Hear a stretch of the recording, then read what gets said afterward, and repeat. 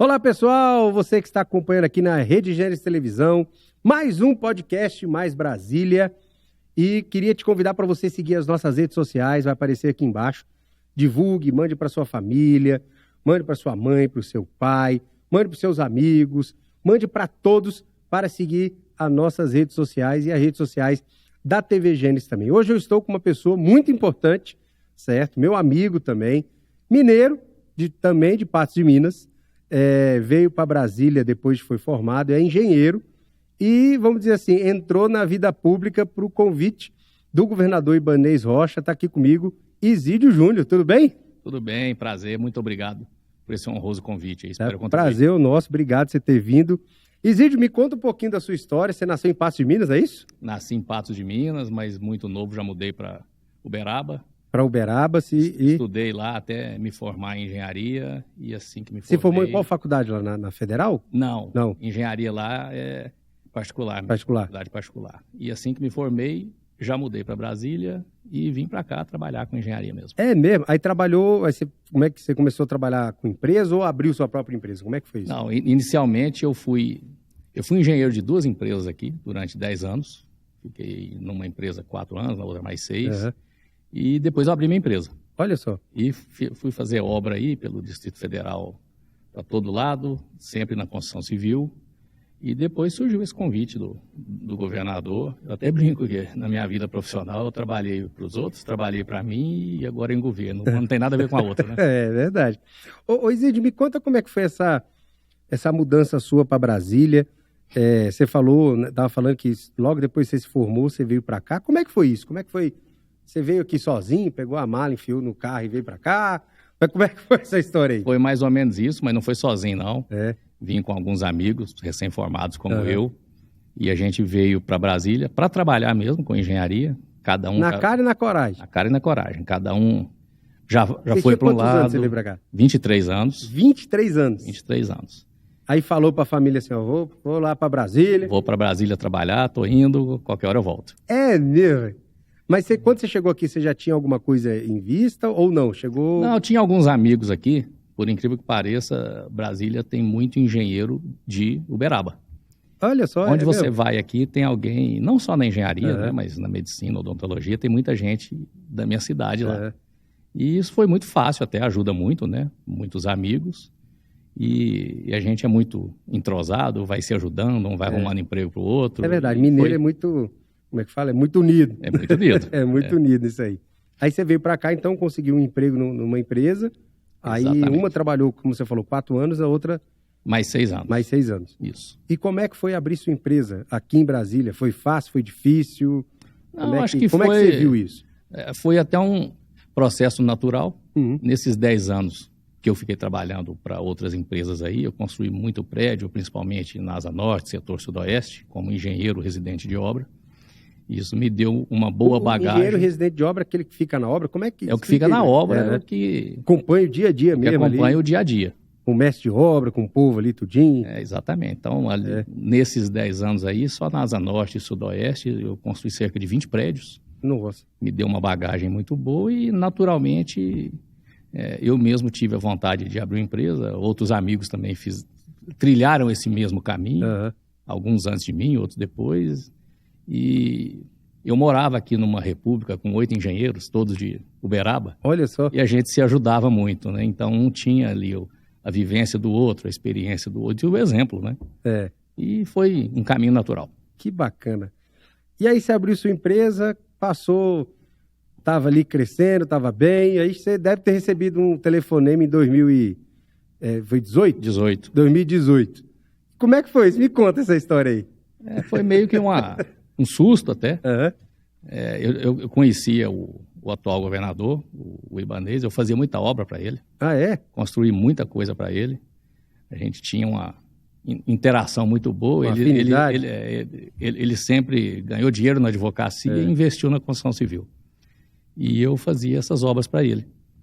E depois que ele foi eleito, na época eu era vice-presidente do Sinduscom, e as pessoas sabiam que eu era próximo dele proximidade. E queriam saber quem que ia ser o secretário de obras, né? E um dia eu perguntei para ele, falei, olha, eu não sei o que responder mais, o que eu falo lá? Ele falou, fala que vai ser você. Eu falei, muito obrigado, eu não. É mesmo? Neguei. É mesmo? Neguei. E aí, passados alguns dias, umas 3 semanas talvez, aí eu recebi uma ligação dele, que falou, já está preparado? Que vai ser você. Eu falei, vamos conversar. Olha aí. Mas aí, já mudou, né?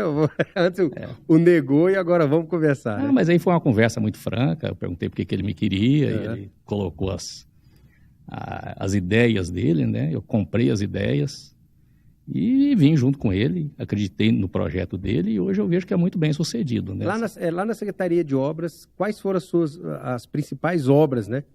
Que foram realizadas quando você esteve lá na frente? Olha, eu estive lá durante o ano de 2019. Fiquei um ano lá. Uhum. E os principais desafios foram as 2 maiores obras, que é a infraestrutura de Vicente Pires inteira e a do Sol Nascente inteira, que já eram obras em andamento e alguns contratos muito problemáticos. Uhum. Eu lembro eu até brinco com isso, a primeira vez que eu fui a Vicente Pires ver a obra especificamente, no governo de transição ainda, eu falei, como é que se faz isso? Como é que você faz uma infraestrutura de uma cidade inteira com a cidade pronta?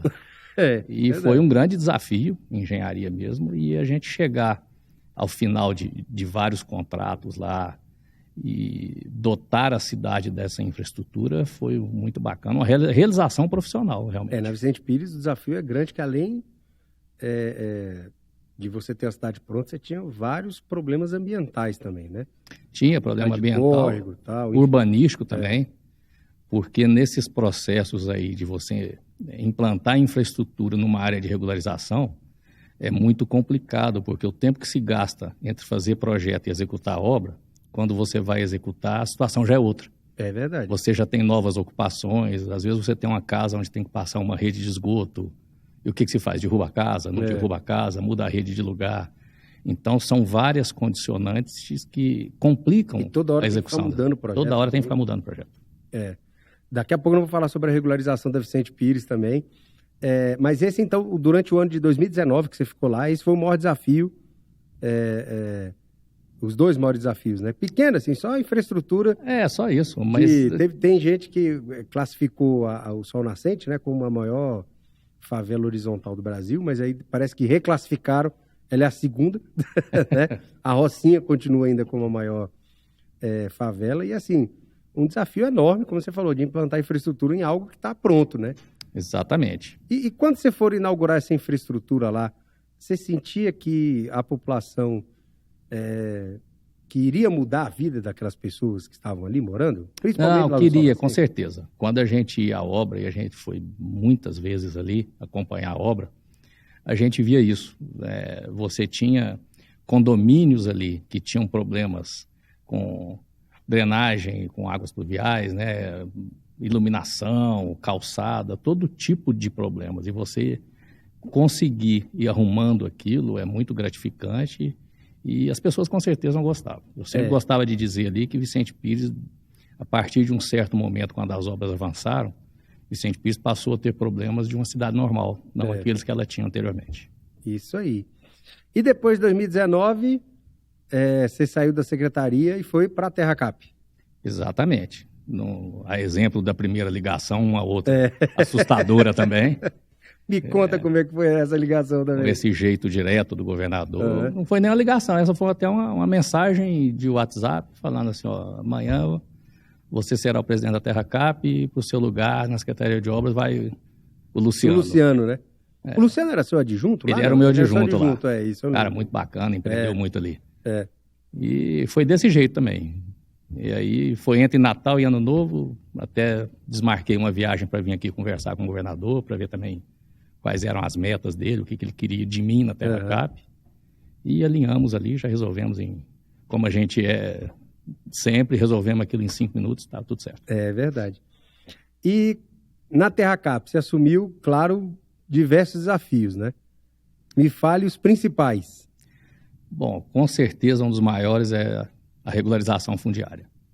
O Distrito Federal ele foi constituído a partir da desapropriação de fazendas e tem muitos problemas fundiários e a gente conseguiu, até com a liberdade que o governador nos dá de ter uma equipe, uma diretoria muito coesa ali, ter o apoio dos servidores da TerraCap, e a gente começou a desenrolar problemas históricos, muitos deles jurídicos.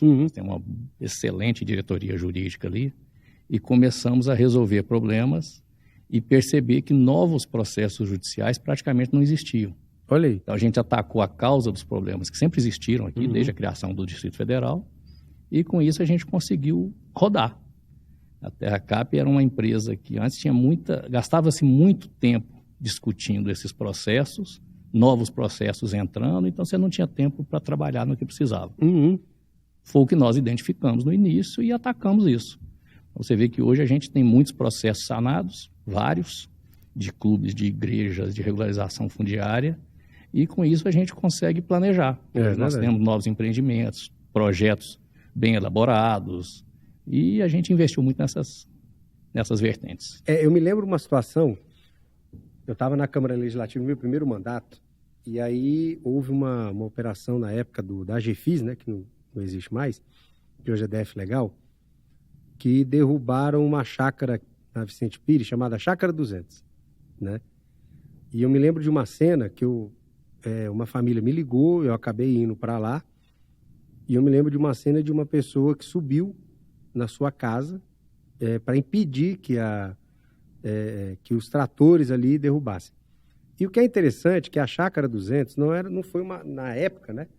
Quando ela foi derrubada, não era uma chácara que tinha acabado de construir, ela já tinha um tempo e tal, enfim.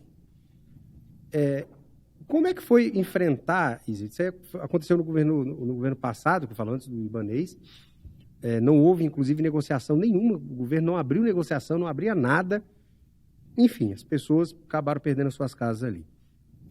Bem, o processo de regularização da Vicente Pires no governo passado não andou, assim, andou pouco, enfim, e na realidade começou a mesmo deslanchar quando o governador Ibanez assumiu e praticamente mais especificamente quando você assumiu a TerraCap. Me conta aí como é que foi assumir esse desafio, porque a Vicente Pires tem alguns problemas, um deles é a divisão de áreas, né, que uma parte era do Distrito Federal, outra parte da União. Como é que foi assumir esse desafio, desatar esse nó, que era bem apertadinho, né? E hoje o negócio está fluindo aí. Me conta aí como é que foi. Esse era um grande desafio jurídico mesmo. Vicente Pires é composto por 4 glebas de terra, 2 já eram da TerraCap e 2 ainda estavam em nome da União. Quando a TerraCap foi criada, a TerraCap é uma empresa que tem 2 acionistas, o Distrito Federal e a União, e essas terras deveriam ter sido integralizadas pela União na criação da TerraCap. E isso não pôde ser efetivado por conta de vários problemas jurídicos, de propriedade até da União, porque as terras sequer estavam em nome da União na época. Nossa. Então, a União dizia que era delas, mas não era. Então, não tinha comprovação, na realidade. Né? Ainda não tinham sido na época que foram registradas em nome da União, então ela não tinha como transferir. Isso criou um grande imbróglio jurídico e a gente conseguiu, junto com a União, dentro de uma conciliação na AGU, a gente chegar a bom termo nisso, União e TerraCap. Os 2 acionistas não se entendiam. Não se entendiam. E a gente conseguiu levar isso a termo dentro da AGU, que mediou tudo isso, e a gente fez um termo de cooperação em que essas terras foram integralizadas. Isso proporcionou à TerraCap regularizar a Vicente Pires.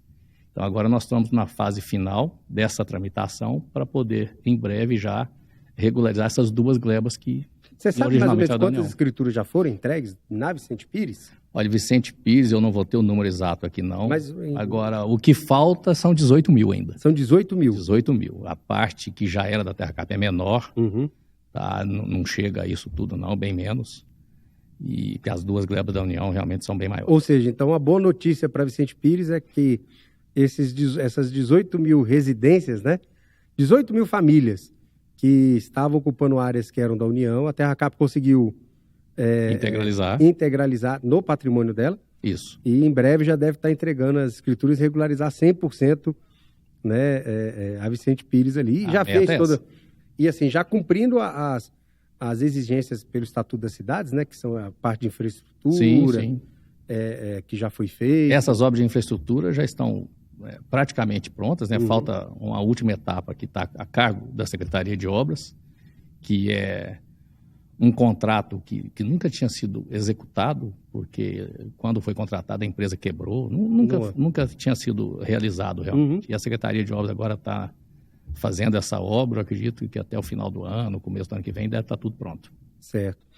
Outro grande avanço, na realidade, que nós tivemos aqui em Brasília, principalmente depois que o governador Ibanez assumiu o governo, mesmo existindo uma lei que é de 2009, né, que é a regularização dos templos religiosos, né?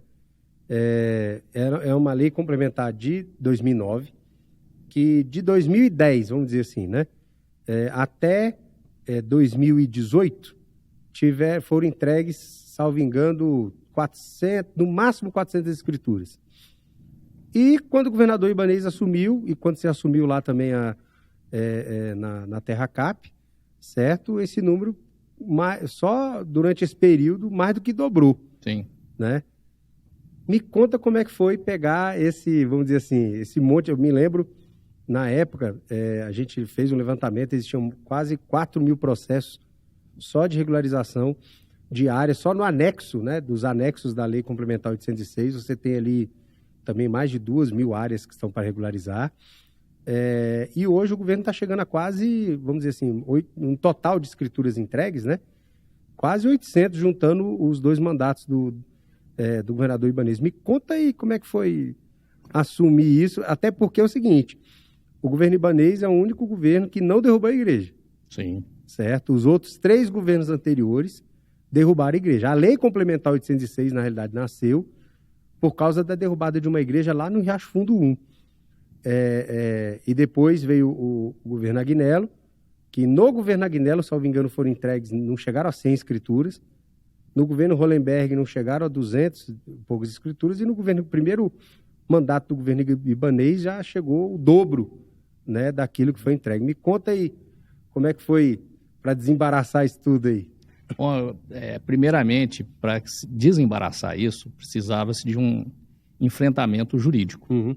A questão não era simples, e isso a gente contou muito com o conhecimento jurídico do próprio governador. Nós temos na Terra Cap um diretor de regularização, que é o Leonardo Mundim, que é um expert também na área jurídica, e houve esse enfrentamento. Isso proporcionou que a gente tivesse melhores condições para fazer. Uhum. Eu gosto muito de dizer que nem todos os casos são iguais. Então, você tem casos de igrejas que são facilmente sanáveis com essa legislação que está posta hoje, e tem alguns que são um pouco mais complicados, que a gente deixa um pouco para frente para não atrapalhar quem já está apto. Então, tem áreas que, inclusive, não são nem lotes, ainda precisam ter lotes criados. Exatamente. Tal, né? Isso a gente se depara com tudo. Às vezes você pega uma igreja que está ali há algum tempo e aquela área não é destinada àquilo. Ela é uma praça, ela não é uma área pública. Então a gente enfrenta os problemas e eles não são iguais. E acho que as pessoas entenderam e confiaram de que a gente precisava resolver isso por partes, e estamos resolvendo muito. São esses números aí. Para que a gente chegasse nisso, nós enfrentamos por partes e está sendo muito bem sucedido. E, Zídio, me conta aí um pouquinho, a primeira vez que vocês foram fazer uma entrega de escritura, eu estava inclusive presente nesse evento, e vi tinha alguns líderes religiosos, de igrejas católicas, igrejas, centros espíritas e tal, mas a gente via muitos líderes ali bem humildes, né? Me conta aí, para você, certo, como presidente da Terra Cap, a emoção que tem para entregar isso e ouvir aqueles discursos ali, as pessoas falando, que tinha medo do trator derrubar. Me conta como é que é isso aí. Isso aí realmente é gratificante, a gente conseguir realizar alguma coisa que anteriormente era muito difícil de ser realizada, e essas entregas realmente, algumas são bem emocionantes. Você vê pessoas aí, não só de igreja, do antigo ProDF também. Do ProDF, às vezes, é verdade. Tem casos ali que quem vai receber já são os filhos, porque os pais já se foram, de tanto tempo que demorou. E a vida é assim, a vida anda, né?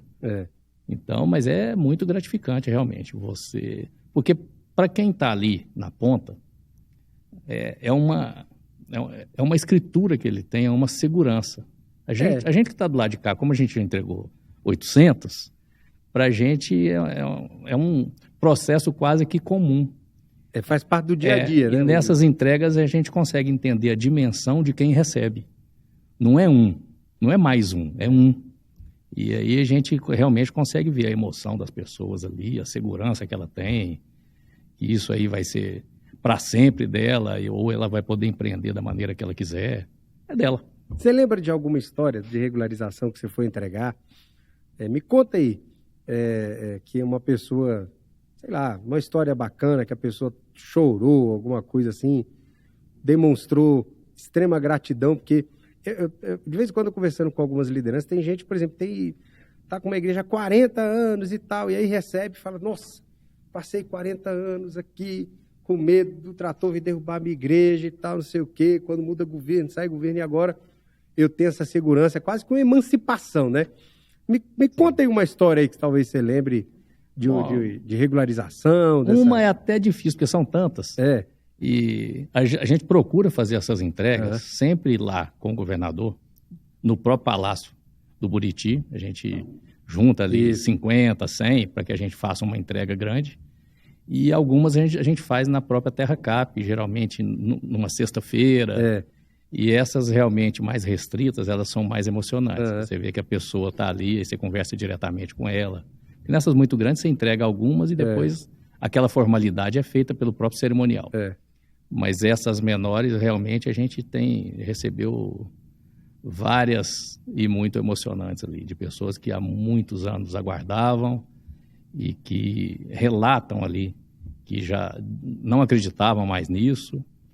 E a gente poder entregar uma escritura é muito bacana. Hoje a Terra Cap está cuidando de quantas regularizações no DF, assim, de áreas grandes? Olha, são muitas, não vou saber te precisar o número, porque a gente implantou lá, nos últimos anos, um termo de cooperação com vários condomínios, já tem pelo menos uns 15 aí.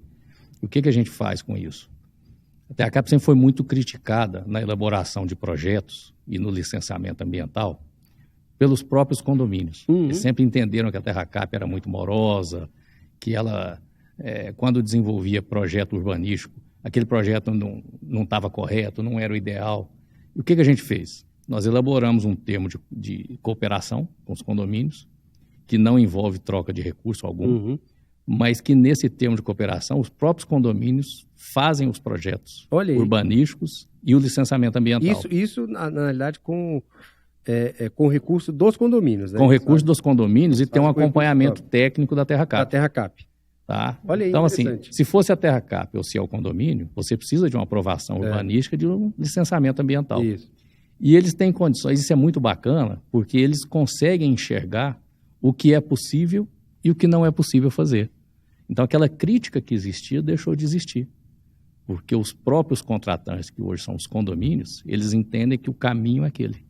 E tem resolvido bastante. Vários condomínios a gente em breve já vai estar regularizado. Uma coisa que é interessante também, que a Terra Cap atuou muito, foi justamente na regularização dos condomínios do Jardim Botânico, né?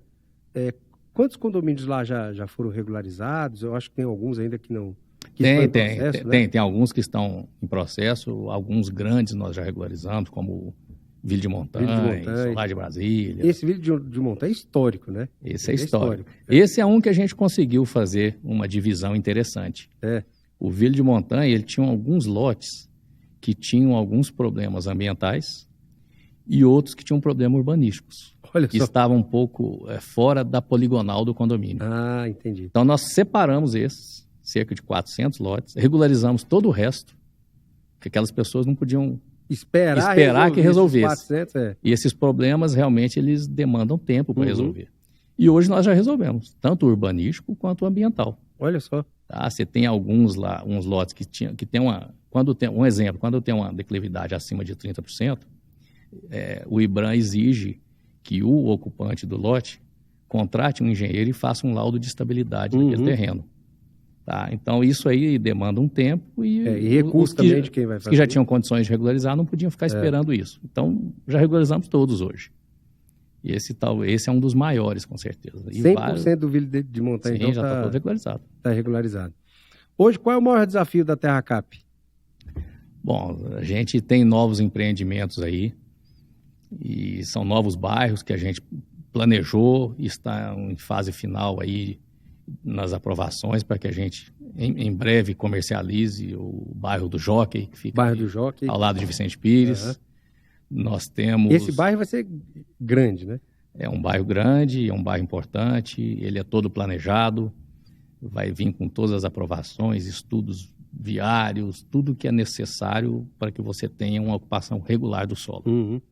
Tá? A gente empreendeu recentemente no Aldeias do Cerrado, a maior disponibilização de residencial unifamiliar aqui no Distrito Federal.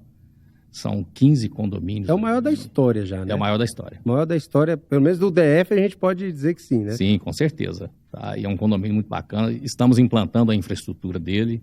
São quantos lotes lá nesse condomínio? São 4.300 lotes. Nossa, 4.000. E são 15 condomínios, dividido em 15 condomínios, né? Os 2 primeiros a gente já está comercializando, bem adiantado. Quem quiser comprar, faz o como, assim? Quem quiser... Todo mês são colocados lotes nas licitações da TerraCap, todo mês tem. E a gente coloca esses lotes lá. Aí no site da TerraCap já acessa... No site da TerraCap. A pessoa entra lá, dá um lance de 5%, o restante paga aí, financiado pela própria TerraCap. É muito bacana. E é interessante você ver que o preço de um lote regular, ele é muito atrativo para as pessoas adquirirem. Tem condições boas na TerraCap, é um lote atrativo, é um lote regular. E outra coisa, comprando um lote regular, como você falou, né? Comprando um lote lá, você vai ter sua escritura, né? Exatamente. Você não vai ter aquela ilusão de quem ocupou uma área irregularmente, que foi iludido por algumas pessoas, e que em algum momento, é o termo que se usa aí na rua, eu vou ter que pagar de novo. Fala, não, você vai ter que pagar para o dono. Vai ter que pagar para o dono, né? Lá não, você já estava comercializando diretamente com o dono, é uma vez só. E não precisa pagar 2 vezes, né? Não, jamais. Isídio, do ponto de vista de investimento, assim, em obras, a TerraCap investe quanto, mais ou menos, em média, por ano, de obras? Como a gente falou, de infraestrutura, vocês fizeram uma obra fantástica agora, que foi a primeira fase do drenar, não é isso? Isso. Que vai resolver um problema histórico no DF, que é um problema, para quem não sabe, principalmente ali na Asa Norte, quando chovia. Até estava contando aqui para o Isídio, antes de nós começarmos, que eu trabalhei na Secretaria de Meio Ambiente, e aí, quando chovia, né, a sede da Secretaria de Meio Ambiente do IBRAM acabava inundando. É uma coisa interessante, né? Como o pessoal fala, casa de ferreiro, espeto de pau, né? E assim, o drenar, as 2 fases do drenar vão resolver esse problema. Quanto é que foi investido para fazer o drenar? E assim, quanto de investimento e de obras que a TerraCap? Porque muita gente acha que só a Nova Cap ou a Secretaria de Obras fazem obra, mas não, a TerraCap faz também, né? Faz bastante obra. Nos empreendimentos próprios da TerraCap, nos bairros que ela lança, ela tem a obrigação de implantar infraestrutura. Como foi Sudoeste, Noroeste, Águas Claras e vários outros. Então, a gente faz esse tipo de obra. Estamos fazendo aldeias, a gente participa de convênios com o DR, por exemplo, lá no viaduto Jardim Botânico e vários lá no viaduto do Noroeste. Então, a gente tem essas parcerias onde a gente empreende. E quem tem expertise para fazer isso, por exemplo, é o DR, e a gente paga essa obra. Na verdade, vocês financiam a obra. A gente financia a obra. DR, um exemplo, licita, contrata e aí a TerraCap faz o pagamento. Exatamente. O Drenar DF é um caso um pouco diferente. É uma obra que há quase 2 décadas pensa assim, se fazer aquilo ali. É uma obra que já teve até um financiamento da CAF e que esse financiamento caiu porque a obra não foi executada. E eu lembro que eu fui conversar com o governador sobre essa obra e a gente fala, deixa eu trazer para a TerraCap, que a gente vai modernizar esse projeto e fazer pela TerraCap. Ele comprou a ideia, mandou fazer e a gente investiu ali 180 milhões. 180 milhões? 180 milhões. Isso na primeira fase? Nessa primeira, que é... Nessa primeira... Ela resolve os problemas do início da Asa Norte até as quadras de final 5. Tá? Uma segunda etapa é das final 5 até a 12. Tá? Que é uma obra que nós já temos projetos prontos, em fase de aprovações, para que em breve, eu acredito que o ano que vem, já dê para se iniciar essas obras.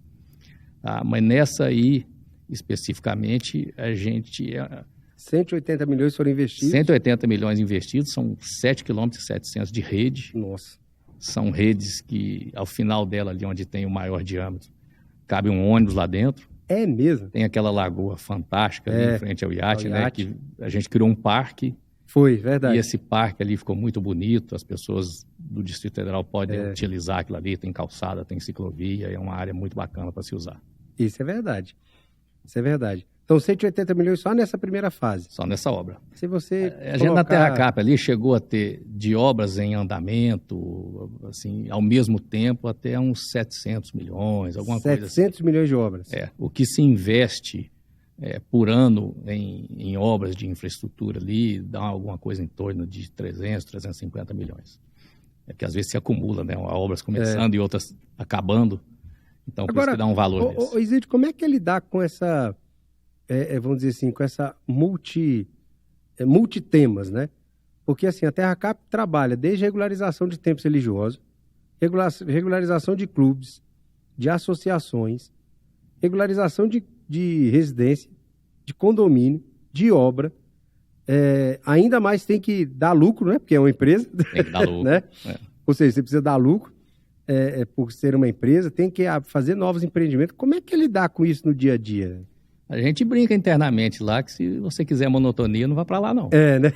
Porque tem realmente muita coisa a se fazer. A Terra Cap, ela tem um patrimônio muito grande. A gente tem que gerenciar estádio, autódromo, o estádio é a torre gestão digital. de vocês, né? O estádio foi feita uma concessão. Isso. Mas a gestão... A gestão não é da Terra Cap. A gestão não é da Terra Cap, é do concessionário. Mas a responsável pela concessão foi a Terra Cap. A torre digital também. Então, tem vários ativos que a gente tem que fazer essa gestão. E fora a infraestrutura que tem que fazer, a regularização, a gente lida com tudo. Com tudo. O objeto é muito amplo.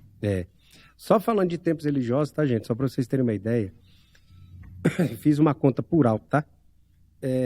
De todos os terrenos que foram regularizados, isso só do segmento evangélico, a Terra Cap atingiu diretamente, olha esse número, 450 mil pessoas.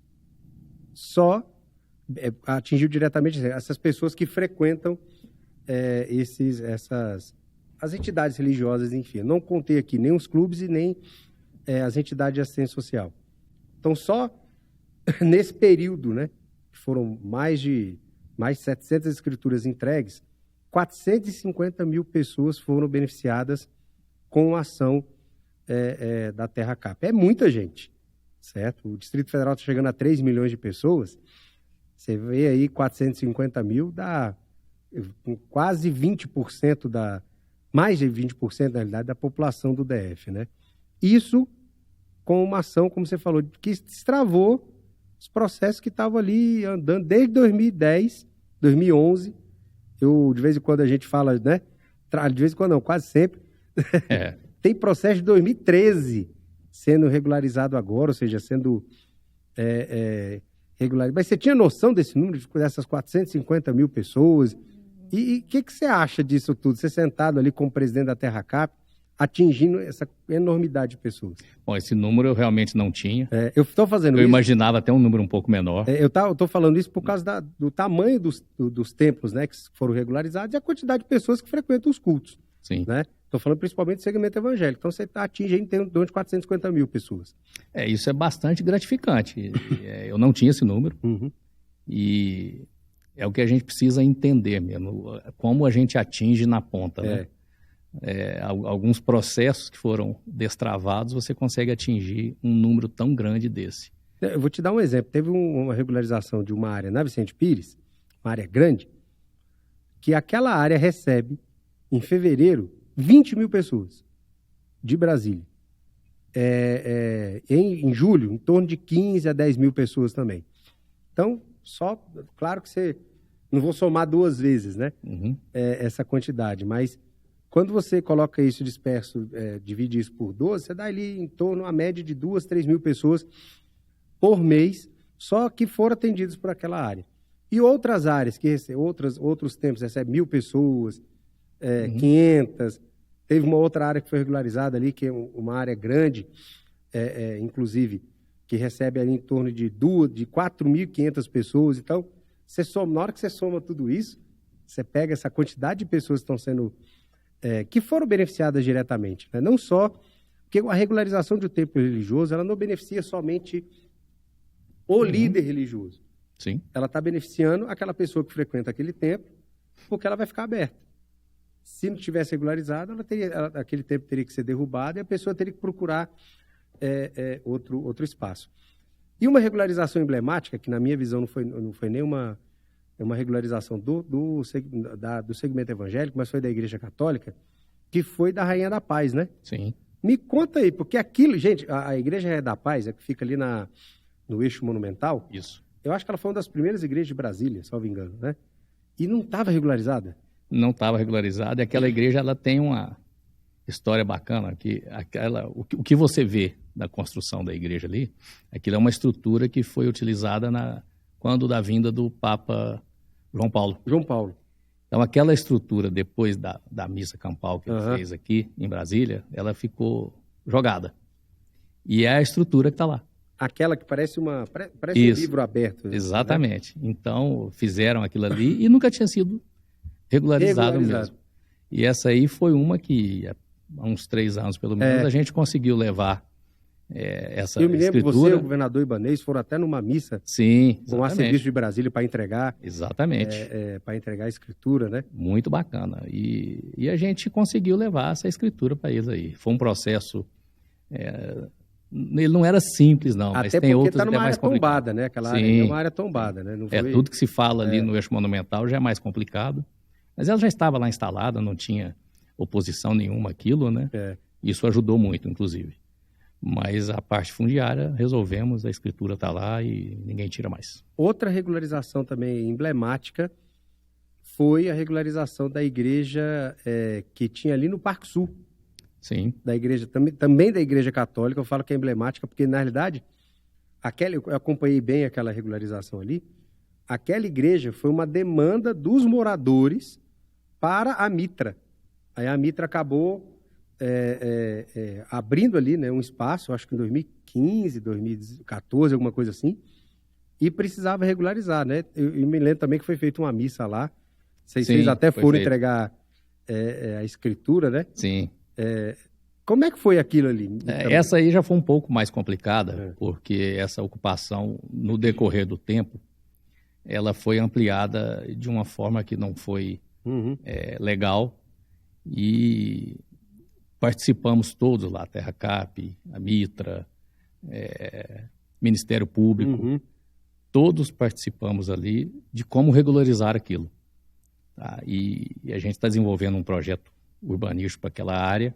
Um projeto bacana que eu quero muito falar sobre isso. Muito bacana, e nesse projeto a gente conseguiu contemplar essa igreja lá, e todos que estavam envolvidos ali concordaram com isso, Terra Cap, a Mitra, Ministério Público, e pacificou a situação. Então hoje eles têm ali uma autorização para estar ali, e no momento que for regularizado, eles vão ser contemplados com aquela área. Com aquela área, muito bem.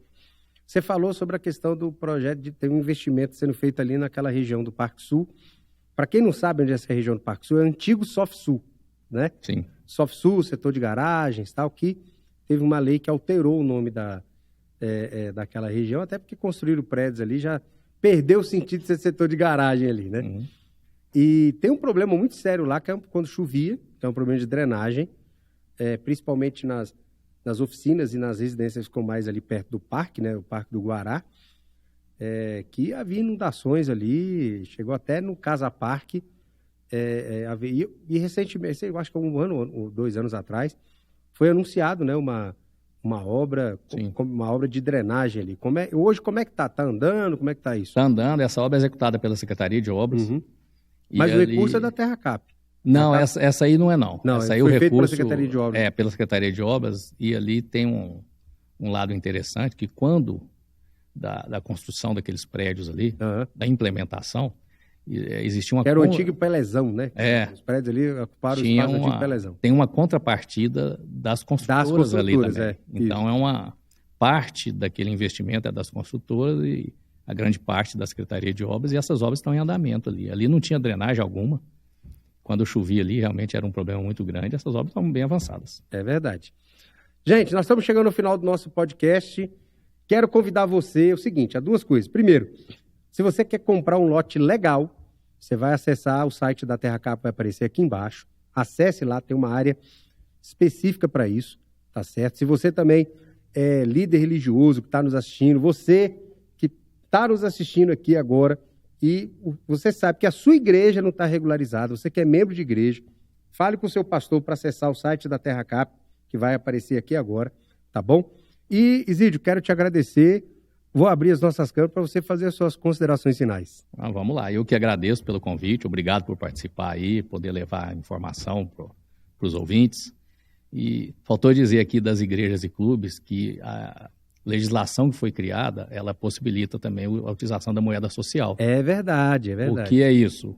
Igrejas e clubes, eles podem fazer uso dessa moeda social, devolvendo à sociedade serviços pré-determinados, e com isso você desonera o governo e desonera a igreja. Ou seja, a igreja, com a moeda social, a igreja não precisa pagar pecuniariamente, né? Ou seja, com dinheiro, ela faz um projeto social, não é isso? Exatamente.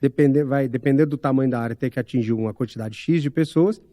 Esse projeto sendo aprovado, ou seja, ela compensa o valor que é pago para concessão direito real de uso, não é isso? Isso, exatamente. E assim, o que a Terra Cap tem feito é isso, empreender, trazer novos bairros para a cidade, sempre planejados, sempre com aprovações urbanísticas e ambientais, tudo regular. Quem quiser nunca mais pagar 2 vezes por um lote, compre um lote da Terra Cap, que é um lote legal. E a gente está fazendo muito por isso, devolvemos um estádio para a cidade aí que hoje está funcionando muito bem, está cumprindo a sua função social. Em breve o autódromo também estará em condições de uso, e são ativos que estavam paralisados e que hoje a sociedade pode utilizar da melhor maneira e para o que eles foram planejados para ser. Aí conte com a gente aí, porque precisar, estamos aqui para trabalhar. É isso aí. Então você que está nos assistindo, compartilhe mais uma vez essa nossa entrevista aqui. E se você quer comprar um lote legal, entre agora no site da Rede Gênesis Televisão, que vai aparecer aqui embaixo, tá bom? E clique no banner da Terra Cap e lá terá todas as informações de compra, de lote, do que você achar necessário. E vou repetir mais uma vez, se você é membro de uma igreja e sabe que a sua igreja ainda não está regularizada, tá certo? O pastor muitas vezes pede até para que, pede ali oração, né? Para que possa regularizar. Acesse agora o site da Rede Gênesis Televisão e tenha certeza que a Terra Cap e o GDF vai estar regularizando essa área. Obrigado, Isídio. Eu que agradeço. Um abraço. Parabéns Deus abençoe pelo programa. vocês e tamo junto.